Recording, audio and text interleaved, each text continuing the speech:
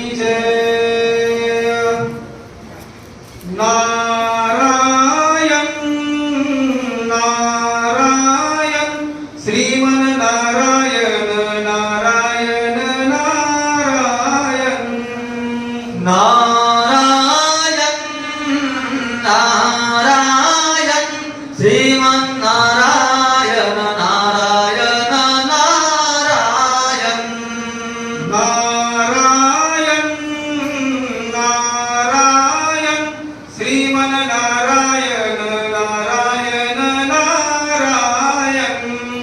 नारायण नारायण श्रीमन नारायण नारायण नारायण। श्रीमन नारायण नारायण नारायण। श्रीमन नारायण नारायण नारायण। लक्ष्मी नारायण नारायण नारायण। लक्ष्मी नारायण नारायण नारायण। नारायण नारायण श्रीमन नारायण नारायण नारायण। नारायण नारायण श्रीमन नारायण नारायण नारायण। नारायण नारायण श्रीमन नारायण नारायण नारायण। नारायण नारायण श्रीमन नारायण नारायण नारायण नारायण। हरी पुंडलिकावरती हरी विठ्ठल श्री ज्ञानदेव तुकाराम। पंढरीनाथ भगवान की जय। राजाधिरामचंद्र भगवान की जय। पवन सुत हनुमान की जय। श्री संत एकनाथ महाराज की जय। श्री गणेशाय नमः। श्री सरस्वते नमः। श्री सद्गुरु रामचंद्राय नमः। उद्यापन केले सकळा लाभे तयाचे पूर्ण फळ। जैसे बीज पेरिता कृषीवळा फळ लाभे राशीवर।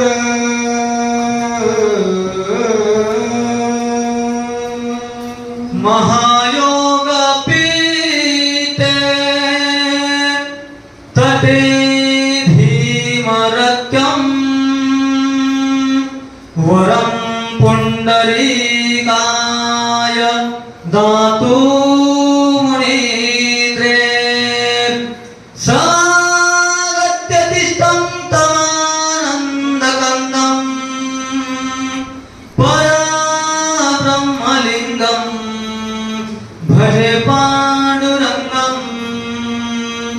वचन ऐका कमळापती माझी रंकाची विनंती। कर गुणितो कथे काळी आपण असावे जवळी। गोपाळ श्रीकृष्ण भगवान की जय। पवन सुत हनुमान की जय।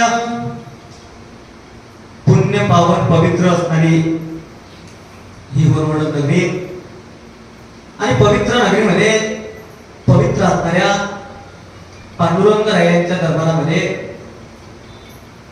मागील जवळपास 1 महिन्यापासून चालू असलेलं ज्ञानयज्ञ।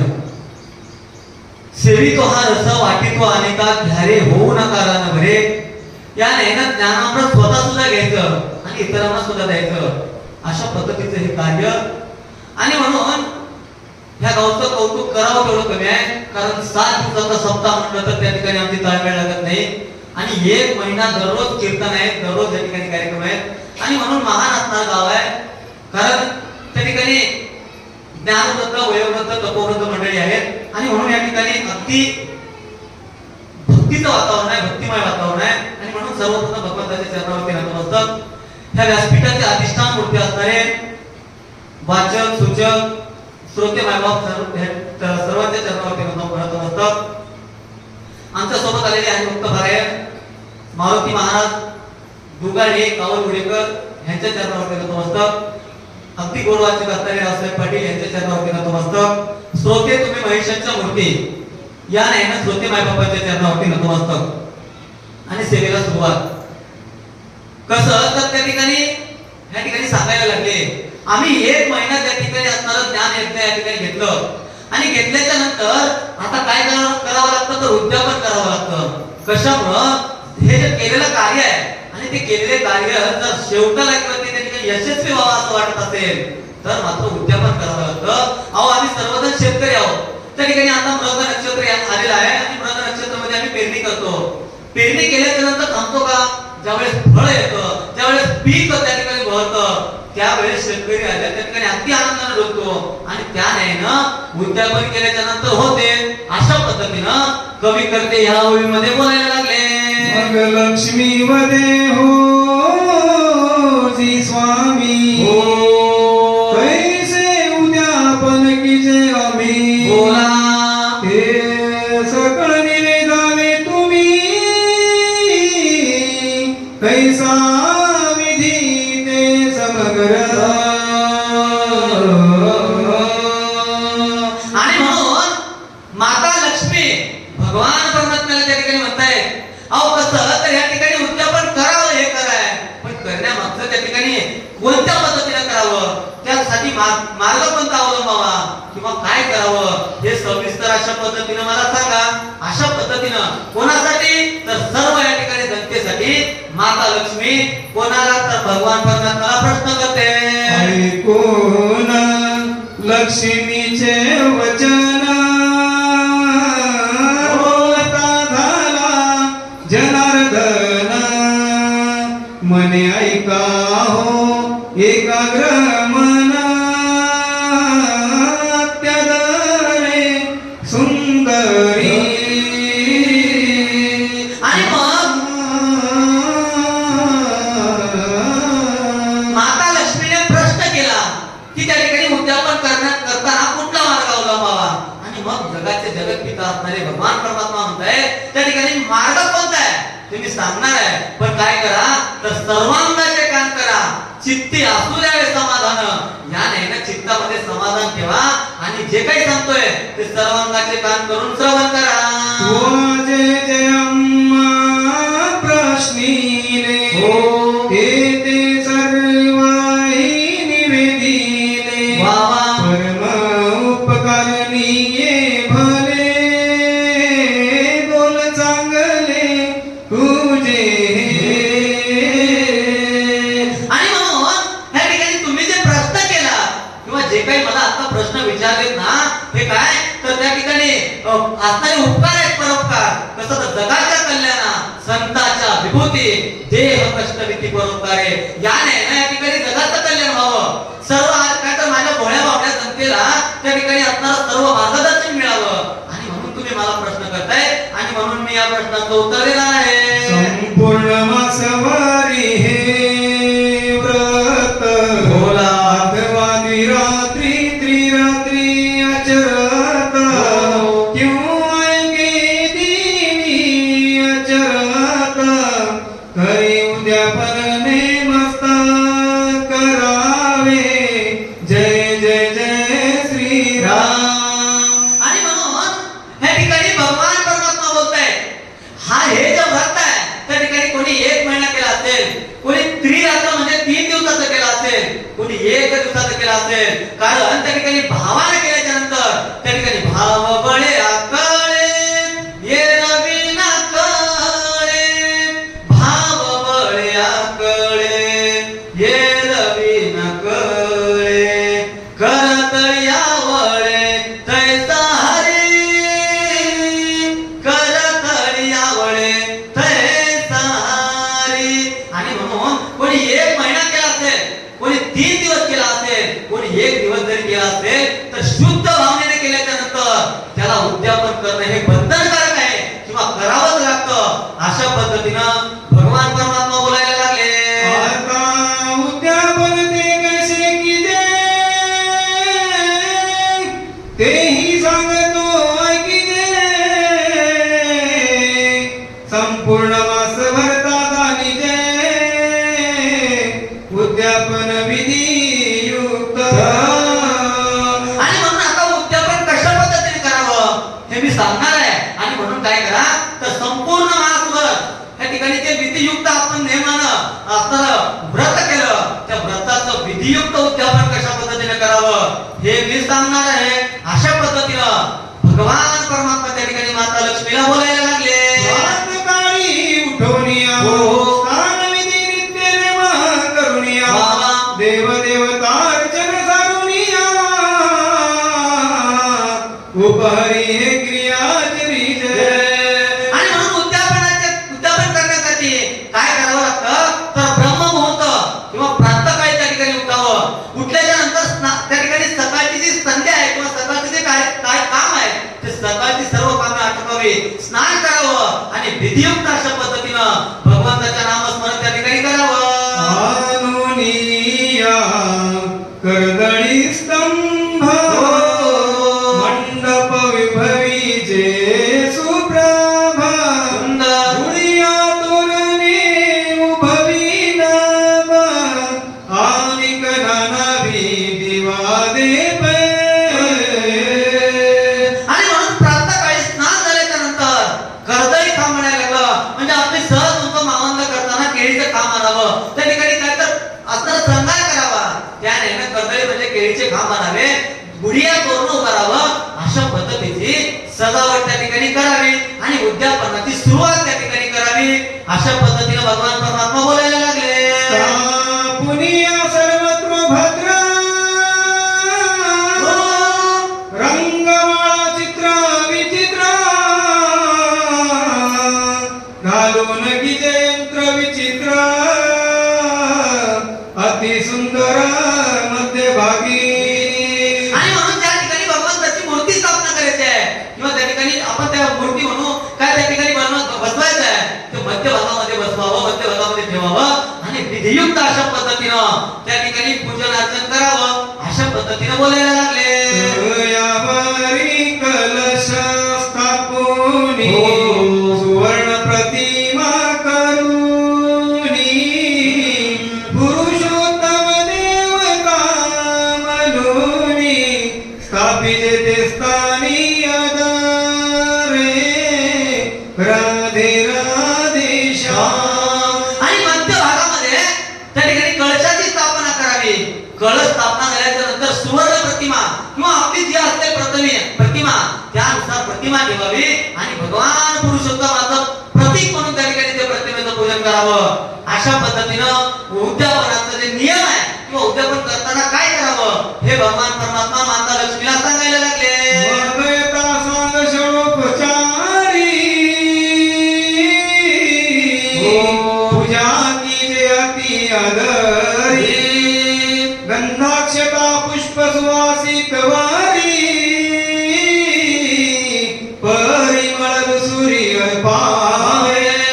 आणि मग त्या ठिकाणी स्थापन केल्याच्या नंतर ते जे प्रतिमा आहे त्या प्रतिमा स्थापन केलं, कलश स्थापन केलं आणि मग मात्र गंधाक्षरा फुलं त्या ठिकाणी परिमळ अशा पद्धतीचे जे द्रव्य आहे ती द्रव्य त्या ठिकाणी आणावे आणि भावनेनं त्या ठिकाणी मनानं त्या चित्तात काय तर मन चित्त शुद्ध करून शुद्ध अंतःकरणानं त्या ठिकाणी प्रतिमेचं पूजन करावं. नाना नैवेद्य पकवान,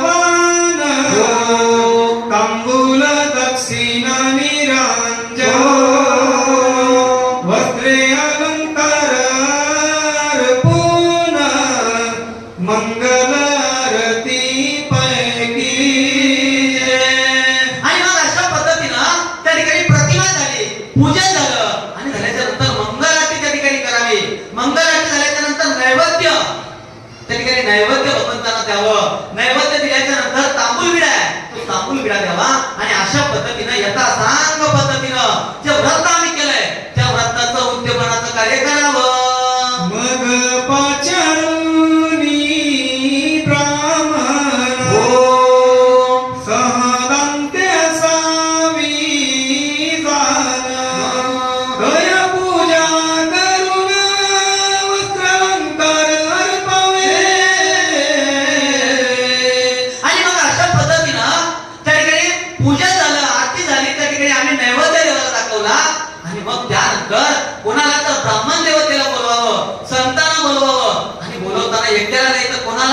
लक्ष्मी नारायणाचा जोडा सह दाम्पत्य त्या ठिकाणी बोलवावं, यथा सांग पद्धतीने त्यांचं स्वागत करावं. त्यांचं त्या ठिकाणी काय तर उजळले भाग्य आता अवघी चिंता वारली, संत दर्शने हा लाभ पद्मनाभ जोडला. ह्या नाही ना संत दर्शन त्या ठिकाणी संत घराला आले, ह्या नाही ना त्याचं स्वागत करावं. त्या लक्ष्मी नारायण किंवा ब्राह्मण आणि त्याची पत्नी त्यांचं स्वागत करावं आणि त्यांना वस्त्र अशा पद्धतीनं आणि जी आम्हाला घडेल त्यानुसार दक्षिणा त्यांना द्यावी. अशा पद्धतीनं भगवान परमात्मा माता लक्ष्मीला सांगायला लागले. ऐसी दाम्पत्य त्रयनी दशका अक्षरे असावी ते देखा, तया ते वायला दीजे प्रत्येका, नाना प्रकारे सीजन पा.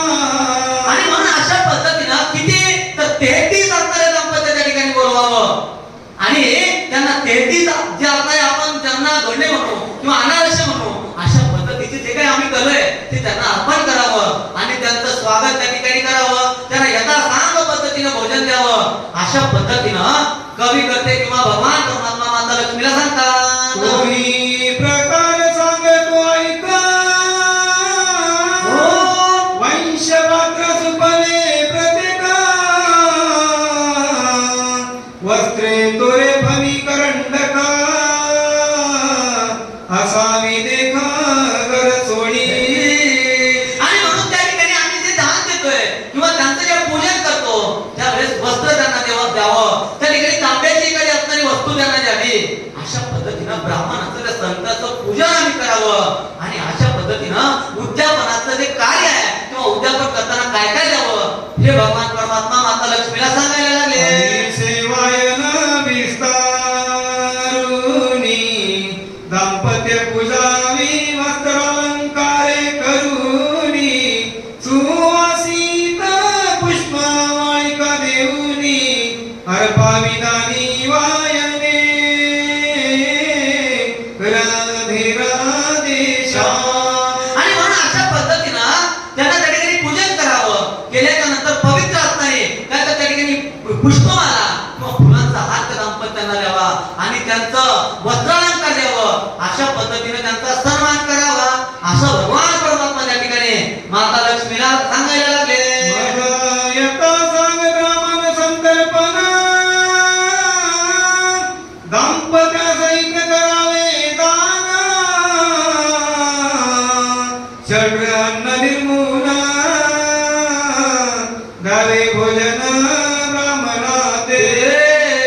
आणि मग येता सांग पद्धतीनं त्या संतांचं त्या ब्राह्मणाचं पूजन झाल्याच्या नंतर सर्वात महत्वाचं काय तर त्यांना अन्नदान द्यावं लागतं किंवा अन्नदान द्यावं.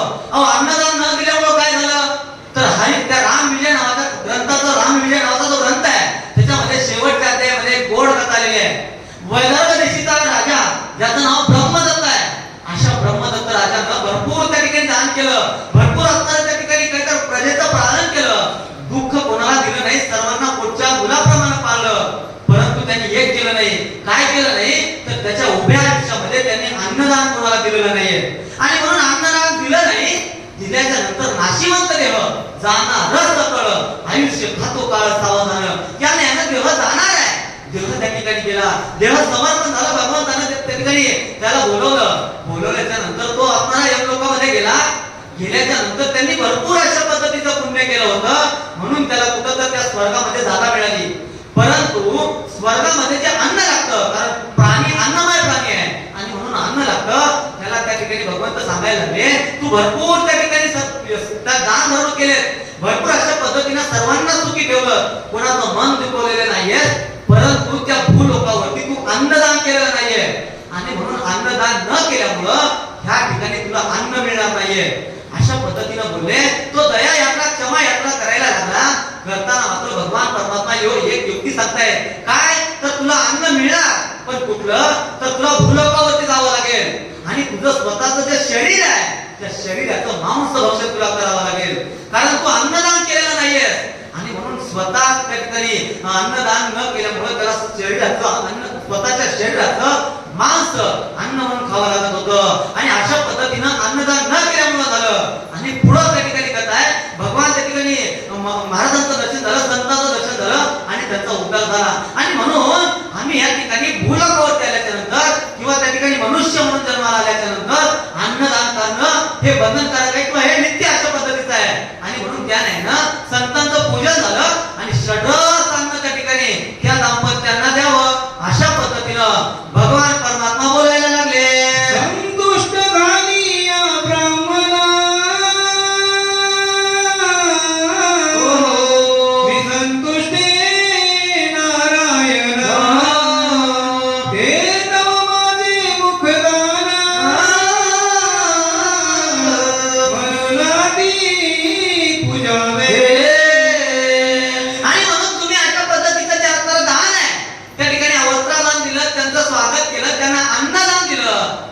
जर हे सर्व करत असाल ना तेव्हा मी संतुष्ट आहे. मी म्हणजे कोणतं नारायण. कारण हे आता संत ब्राह्मण हे कोण आहे तर माझं मुख आहे. किंवा त्यांना जर त्या ठिकाणी तुम्ही सुखी केलं तर मी संतुष्ट होईल, मी सुखी होईल. आणि मी साक्षात त्या ठिकाणी जर काय तर देव संतुष्ट झाल्याच्या नंतर काय होणार नाही किंवा त्या ठिकाणी तुमचं सर्वस्व असणारं जे सुख दुःख आहे त्यामध्ये मी सहभागी होईल. अशा पद्धतीनं भगवान परमात्मा बोलायला लागले. वस्तु मात्र जितुकी विप्राती अर्पाल तितकी ते तो पावे मदती की जानलती केशवानने. आणि म्हणून वस्तू मात्र किंवा तुमची जशा पद्धतीने त्या ठिकाणी असणारी जी आपण म्हणून आपण आपली दान करण्याची त्या ठिकाणी स्थिती असेल त्यानुसार आपण त्या ठिकाणी द्यावं. आणि दिल्याच्या नंतर जर ते संतुष्ट झाले तर मी निश्चित अशा पद्धतीने संतुष्ट होईल, मी समाधानी होईल. आणि समाधानी झाल्याच्या नंतर त्या ठिकाणी त्या भक्ताला काहीच कमी राहणार नाही, कमतरता राहणार नाहीये. आणि हे तू जाण असं कोण तर भगवान परमात्मा माता लक्ष्मीला बोलायला लागले. जनदानी यावरी हो. भरवे अलंकार भुसुरी देऊळ दक्षिणास परिवारी आशीर्वचना ते घेई जे राधे राधे श्याम. आणि म्हणून त्या ठिकाणी त्यांचं भोजन झाल्याच्या नंतर त्यांना निरोप द्यायचा असतो. त्या निरोप देता वेळेस त्यांना काय तर वस्त्रदान द्यावं. त्या ठिकाणी आपली जशा पद्धतीने परिस्थिती आहे, स्थिती आहे त्यानुसार त्यांना जे असणारं दान आहे दक्षिणा देणार म्हणून आपण कोणी सुवर्ण दान देईल, कोणी चांदी दान देईल किंवा कोणी त्या ठिकाणी पैशाच्या रूपामध्ये दान देईल. अशा पद्धतीने दान द्यावं. आणि दान दिल्याच्या नंतर निश्चित अशा पद्धतीनं ते संतुष्ट होतील आणि तुम्हाला शुभ आशीर्वाद देतील. किंवा त्या ठिकाणी त्या जे भोजन देणार आहे, जो दान देणार आहे त्याला निश्चित अशा पद्धतीने आशीर्वाद देतील. असं भगवान परमात्मा माता लक्ष्मीला बोलायला लागले. आता ज्यांनी तो धरिला नेमा त्याचा ऐके अनुक्रमा प्रातस्थाने करिता जे प्रेमा तेने गंगा पूजन करावे. आणि म्हणून पुढे जाऊन बोलताय त्या ठिकाणी प्रत्येकाचा नियम वेगळा असतो, प्रत्येकाचं आराध्य वेगळं असतं. आणि म्हणून कोणी गंगेला त्या ठिकाणी आराध्य मानला असेल किंवा प्रातःकाळीचं कोणी व्रत करत असेल, सकाळच्या ब्रह्ममुहूर्तावर व्रत करत असेल तर त्यांनी काय करावं तर गंगेला त्या ठिकाणी असणारं काय गंगेला गंगा पूजन करावं. कारण वाचे वदता गंगा गंगा होय सकल पाप गंगा. याने ना त्या ठिकाणी मुखाने जर गंगेचं नाव घेतलं किंवा गंगा मातेचं नाव घेतलं तर आमचे पाप भस्म होत आहे. आणि म्हणून त्या गंगा मातेचं पूजन करावं. अशा पद्धतीनं कवी कवी या ठिकाणी बोलतात. वायन दान अर्पावे गंगेसी धेनु दान दिजे ब्राह्मणासी सालंकार सत्वतेसी दोहन पात्रेसी अर्पावे. आणि म्हणून वायर दान असतं त्या ठिकाणी गंगेला द्यावं. आणि मग त्या ठिकाणी पुढे ब्राह्मणाला कोणतं तर गोदान म्हणायला लागलं. कारण गाईला प्रथमित रूप या ठिकाणी मानतायत. आणि म्हणून ब्राह्मणांना गोदान त्या ठिकाणी द्यावं. अशा पद्धतीनं भगवान परमात्मा त्या ठिकाणी बोलायला लागले. जे प्रतिदिनी अर्पिती कुंभदान कया ते धातु कुंभ आशून कयाची पूजा करून द्यावे दान ब्राह्मणा दे. आणि म्हणून जे कुंभदान करतायत त्यांना त्या ठिकाणी काय करावं तर ब्राह्मणांना धातू सुवर्ण असेल, चांदी असेल त्या ठिकाणी आपल्याला जशा पद्धतीने देता येईल त्या पद्धतीनं त्या ब्राह्मणांना संतांना धातू अर्पण करावं. अशा पद्धतीनं भगवान परमात्मा मातेला बोलायला लागले. जे प्रत्येही करीत नक्त भोजन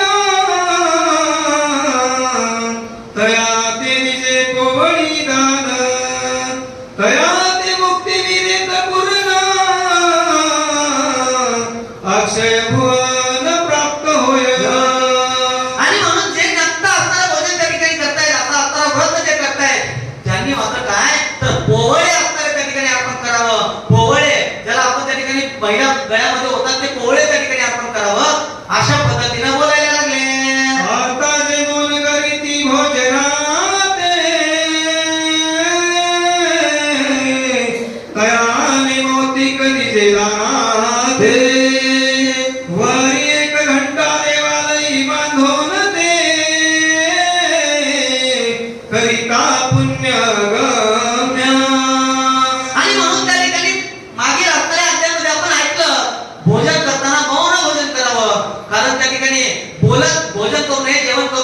अशा पद्धतीचा आदय मागं गेलेला आहे. आणि म्हणून मौन भोजन केल्याच्या नंतर ज्यांनी मौन भोजनाचं व्रत त्या ठिकाणी केलं, कारण हे मौन भोजन किंवा भोजन जे करतो आम्ही हे ज्ञान यज्ञ आहे. कुठला तर पोटामध्ये पेटलेला अग्निकुंड, त्या अग्निकुंडामध्ये अन्नरूपी जो ग्रास आहे, भक्ष्य आहे, ते आम्ही भक्षण करतो आणि आमच्या पोटातील अग्निदेवतेला आम्ही संतुष्ट करतो.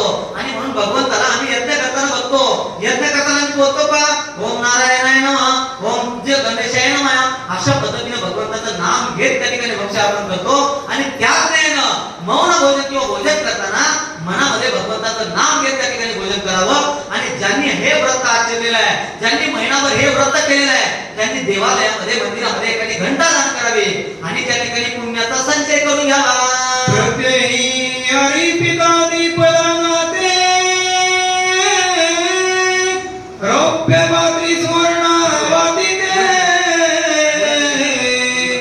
आदेसी प्रतिपादयन्त निगुते पूजोनि विप्राते अर्पिते. आणि म्हणून अशा पद्धतीनं ह्या ठिकाणी काय तर उद्यापन आहे. आणि उद्यापनाचं जे महत्व आहे किंवा उद्यापन कुठलं द्यावं किंवा काय दान द्यावं, अशा पद्धतीनं भगवान परमात्मा अगदी त्या ठिकाणी सुलभ, सर्वांना सोपेल, सर्वांना उमजेल आणि सर्वांना कळेल अशा भाषामध्ये सांगायला लागले. आणि या ठिकाणी कसं तर होवे कमी आहे आणि आमचे ज्ञानवृत्त, वयोवृत्त, तपोवृत्त असणारे आमचे मारुती महाराज या ठिकाणी पाठीमागे आहे. आणि म्हणून या ठिकाणी झालेली सेवा म्हणण्यापेक्षा करून घेतलेली सेवा भगवंताच्या चरणावरती या ठिकाणी समर्पित. कसं तर आपुलियाकडे मी नाही बोलत, सका कृपावंता वाचा त्याची या नयन साळुंकी मंजूळ बोलत सेवानी बोलविता धानी वेगळाची साळुंकी मंजूळ बोलत सेवानी. या नयन साळुंकी खूप मंजूळ बोलते, पण बोलवणारा मात्र भगवान परमात्मा असतो. देखवी ऐकवी एक नारायण दयाचे भजन चुकू नको. या नयन सर्व काय तर सूर्याची चालणे, वृक्षाची त्या ठिकाणी बोलणे, काय तर भगवंताच्या कृपा आशीर्वाद आहे. आणि म्हणून भगवंताच्या कृपा आशीर्वादानं त्या ठिकाणी बोलण्याचा योग, बोलण्याचा त्या ठिकाणी धाडस. कारण ज्ञानव्रत, वयोव्रत, तपोव्रत मंडळी आहे, हे गाव खूप पुण्यवान आहे. कारण एवढे मोठे कार्यक्रम या ठिकाणी होत आहेत. आणि म्हणून माझ्यासारखा पावर अल्पबुद्धी, कारण मी पुढे बसून सांगावं एवढा ज्ञानी नाही, माझं कुठलं तप नाही किंवा कुठल्या संस्थेमध्ये जाऊन शिकेलं नाहीये, फक्त तुमच्या आशीर्वादामुळे या ठिकाणी बोलण्याचा योग, बोलण्याचा प्रयत्न. आणि म्हणून बोलताना एखादा शब्द मागचा पुढे झाला असेल, पुढचा मागे झाला असेल किंवा एखाद्या ओळीचा शब्द स्पष्ट निघाला नसेल तर तो माझ्या बुद्धीचा दोष आहे असं समजून आपण माफ करावं. माफ करणारच आहे, कारण मी जावई आहे. आणि म्हणून या ठिकाणी बोलिले लेकुरे वेडी बापुडे उत्तरे करा क्षमा अपराध महाराज तुम्ही सिद्ध. या नयन झालेली सेवा भगवंताच्या चरणावरती समर्पित. ज्ञानव्रत, वयोव्रत, तपोव्रत मंडळी त्यांच्या चरणावरती समर्पित. श्रोते बाबांच्या चरणावरती समर्पित. आणि सेवेला पूर्ण विराम. गोपाल श्रीकृष्ण भगवान की जय. यानंतर सूचकाची सेवा हरिभक्त पारायण मारुती महाराज उघडे, कावड गुडेकर, तालुका उमरी हे या ठिकाणी सूचकाची सेवा करतील.